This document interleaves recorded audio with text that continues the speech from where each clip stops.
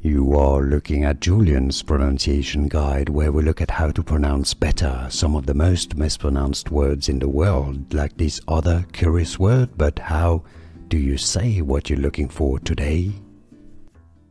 Let's learn once and for all how to pronounce the name of the Swedish footballer. If you want to learn more confusing names from football, make sure to stay tuned. I've got more videos for you.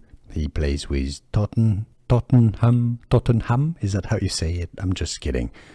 Anyways, let's get to it. Lucas Bergvall.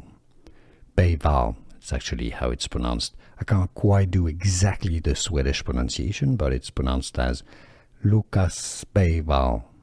Lucas Bergvall. Therefore, I suggest in English you can simply say it as Lucas Bergvall. And that's it. You got it. It's close enough from Swedish pronunciation. Lucas Bergvall. Here are more videos on how to pronounce more confusing words and names too many mispronounced. Like this video if you found it useful. I appreciate your support. I'll see you soon and thanks for watching.